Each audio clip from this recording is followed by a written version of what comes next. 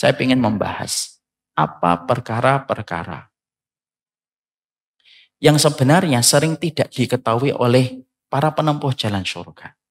Karena mungkin referensi ini tidak dibaca. Dan saya ingin menyampaikan poin per poin, sisi lain tentang surga yang kita pelajari dari para ulama, dari buah ilmunya mereka dan goresan mereka, supaya itu bisa memperbaiki dan mengevaluasi apa yang kita harus lakukan di dalam perjalanan kita menuju kepada surga. Nah, inilah poin-poin yang kita ingin bahas, sisi lain tentang masalah surga. Ada banyak poin.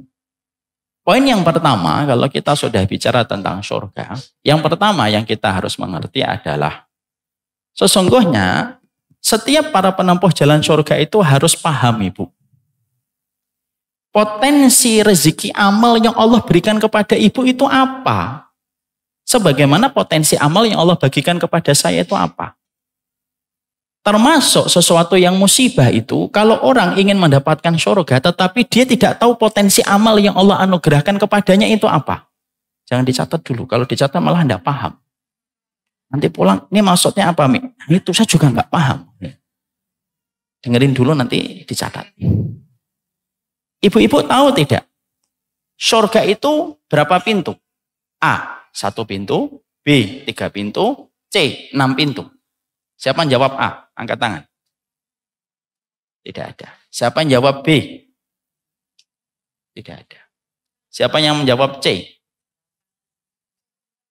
Siapa yang jawab A? Saya menjawab A, 1 pintu, B, 2 pintu, C, 5 pintu. Gak ada yang jawab. Nah, inilah yang membuat kadang-kadang saya akhirnya susah dalam dakwah. Berapa pintu, Ibu? 8. Bukan A, B, C, 8. Yang menarik adalah, Ibu pernah mikir enggak? Kenapa pintu surga itu dijadikan oleh Allah 8? Kenapa tidak dijadikan gerbangnya itu 1 yang gede, yang bagus? Bukankah kita kalau masuk ke Kemang atau masuk komplek perumahan ya, biasanya cuma 1 gerbangnya. Kecuali Kemang Pratama 3. Kemang Pratama 3 kan memang unik ya. Gerbangnya ada 2. Tapi kemudian biasanya tuh kalau perumahan mewah, terutama townhouse, itu biasanya 1 pintu. Gerbangnya 1. Kenapa surga tidak dijadikan 1 pintu, Ustaz? Kenapa di dalam surga itu pintunya ada 8? Ada pintu apa saja yang Allah berikan di dalam 8 pintu surga itu? Ada pintu sholat, ada pintu puasa, ada pintu sedekah, ada pintu jihad. Ada pintu aiman. Pintu aiman itu pintu yang diperuntukkan bagi 70.000 orang yang masuk surga tanpa hisab. Yang mereka tawakal sama Allah, tidak pernah minta diruqyah, tidak pernah menggunakan pengobatan api, dan tidak pernah bertatoyur merasa sial dengan apa yang mereka jumpai. Itu mendapatkan pintu aiman. Ada pintu sholat, puasa, sedekah, jihad, pintu aiman. Terus kemudian ada pintu apa? Pintu ridho. Orang yang ridho dengan apa yang dia peroleh, salah satunya ahlul musibah. Ketika dia mendapatkan musibah, dia ridho. Bedakan ya, Bu. Ridho dengan cinta itu sama atau beda? Ridho dengan cinta itu sama atau beda? Siapa yang mengatakan beda? Angkat tangan. Siapa yang mengatakan sama?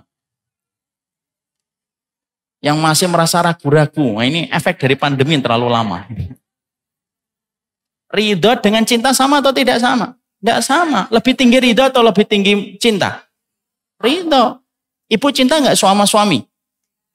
Tapi ridho nggak dalam segala sesuatunya? Tidak usah ditanya. Saya paling tahu tentang masalah kayak gitu. Dia cinta sama suami tapi belum tentu ridho dalam setiap perkara yang ada pada suaminya. Makanya kemudian pintu yang keenam itu pintu ridho kepada Allah. Cinta dan ridho itu masih kalah dengan ridho. Pintu yang ketujuh apa? Pintu yang ketujuh taubat. Orang yang mereka bertobat kepada Allah dan diterima taubatnya. Yang kedelapan, wal kadhiminal ghaidha wal afina 'anin nas. Pintu yang ke-8 itu pintu memaafkan manusia yang salah dan pintu menahan marah.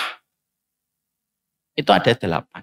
Yang menarik adalah tidak mungkin kan Allah itu tiba-tiba ujuk-ujuk tanpa ada sebuah penjelasan dan penjabaran. Kenapa Allah jadikan pintu surga itu ada 8? Allah menjadikan pintu surga itu ada 8. Mari kita membedah menurut penjelasan Imam Malik. Imam Malik berkata, Allah jadikan pintu surga itu ada 8. Karena Allah itu membagi potensi amal ibadah setiap manusia itu berbeda-beda sebagaimana Allah membagi rezeki. Makanya Imam Malik berkata, innallaha qassamal a'mal kama qassamal arzak. Allah itu membagi amal yang kamu kuasai dan mampu kamu lakukan. Itu sebagaimana Allah itu membagi rezeki. Ada orang yang terkadang dimampukan untuk sholat. Tapi terkadang dia tidak dimampukan untuk puasa sunnah. Ada orang teman kita kok sudah puasa, sudah sholat tuh Masya Allah. Luar biasa. Tapi giliran puasa, lemah dia. Sekalinya ngelihat gelas berembun dikit, batal. Warung Padang di perempatan, warteg di pertigaan. Jaya Bahari, batal. Ada teman kita yang terkadang sholatnya biasa, puasanya yang bagus. Ada teman kita yang terkadang puasanya bagus, kemudian puasanya biasa, tapi ternyata kita menjumpai bagaimana dia sedekahnya luar biasa. Masya Allah teman saya ini kalau sholat tahajud susah. Kalau tidur itu ibarat yang bangunin istri, gempa aja nggak bangun. Untuk puasa paling lemah, tapi giliran sedekah paling panjang tangannya. Makanya ibu tahu nggak? Ulama itu mengomentari Utsman bin Affan. Utsman bin Affan itu pernah khutbah, Bu. Hanya menyebutkan 1 ayat, setelah itu selesai khutbah.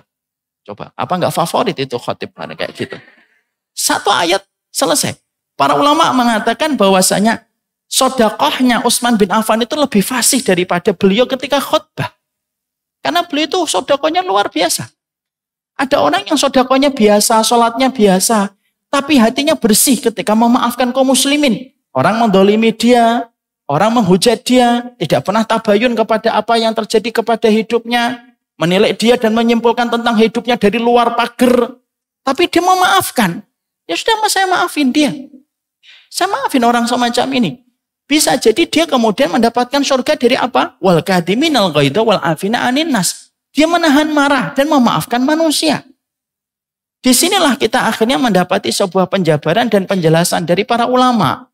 Kalau engkau adalah penuntun atau engkau adalah penempuh jalan ke surga, maka yang wajib bukan menilai amal orang lain. Ilmu itu dipakai untuk mengevaluasi dirinya dan suudzon sama dirinya, bukan suudzon sama orang.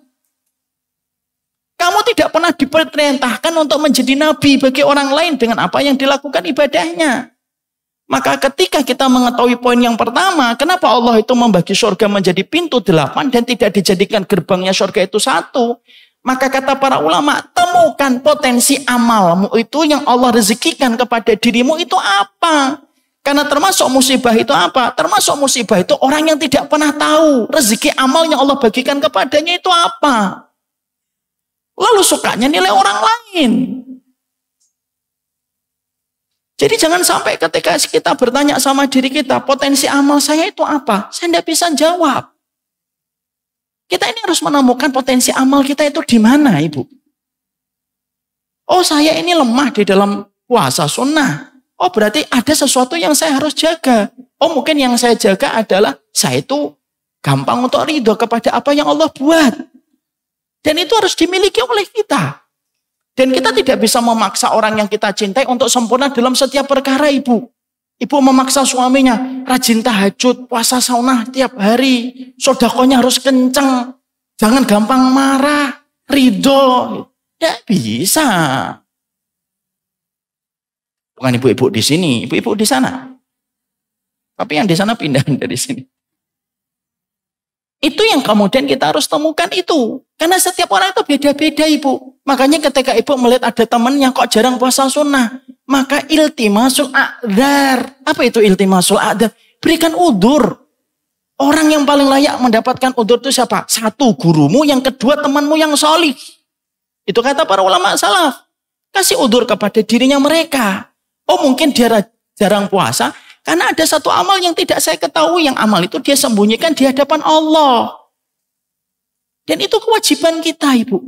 Kita dininak bubukkan oleh setan untuk selalu melihat amalan orang lain, mengukur amalan orang lain dengan amalan kita. Maaf ya, jangan suka mengukur sepatunya orang dengan ukuran sepatu kamu. Karena tidak semua orang itu ukuran sepatunya sama. Makanya sampai dikatakan oleh Imam Ibnu Qayyim, bisa jadi ada orang yang semalaman dia tidak tahajud, tapi ketika pagi lebih utama daripada yang tahajud. Kenapa? Karena orang yang tahajud ketika pagi, dia berjalan menuju masjid, pandangannya pandangan ujub kepada dirinya. Saya ingatkan, riya belum tentu ujub. Ujub belum tentu riya, Bu. Ada orang yang selamat dari riya, tapi tidak selamat dari ujub.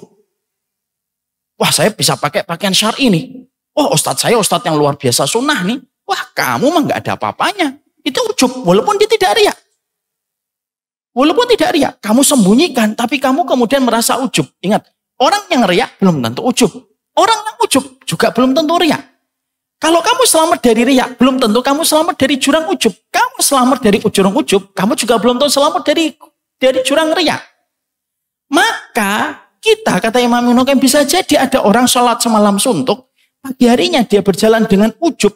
Ada orang yang di pagi harinya dia bangun dalam kondisi dia menyesali tidak sholat malam, beristighfar kepada Allah, lalu dia merasa dirinya buruk dibandingkan orang lain. Bisa jadi yang kedua lebih baik daripada yang pertama. Ini merupakan salah satu di antara amalan para salaf. Amalan para salaf itu bukan gampang menyesatkan. Bangun majelis taklim, lalu dia katakan majelis taklim yang lainnya nggak ada yang punya ilmu, kecuali majelis taklim saya. Mungkin kamu sunnahnya bisa dapetin 1-2%, tapi ujubnya itu melebihi apa yang kamu peroleh. Makanya disitulah kita akhirnya mengetahui perkara yang penting. Dalam perjalanan kita sebagai penempuh jalan surga itu, temukan potensi amal yang Allah bagikan kepada dirimu itu apa.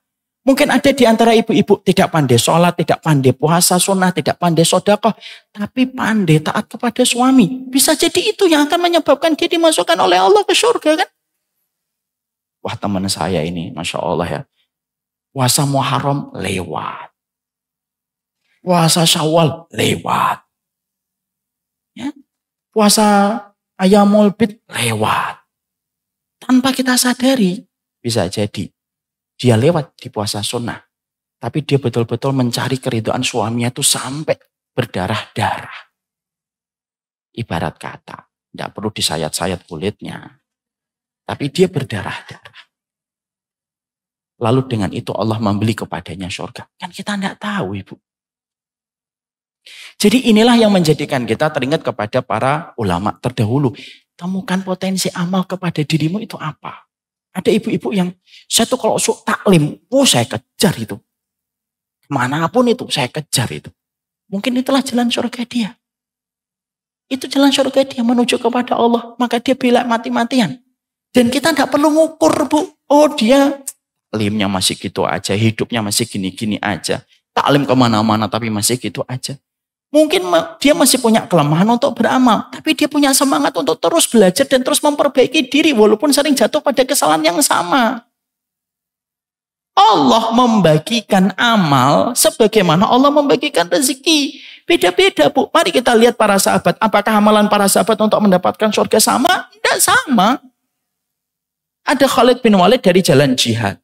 Ada Ibnu Umar dari jalan ketika memiliki ilmu. Ada jalannya Abu Hurairah ketika beliau menghafalkan hadis. Beda-beda.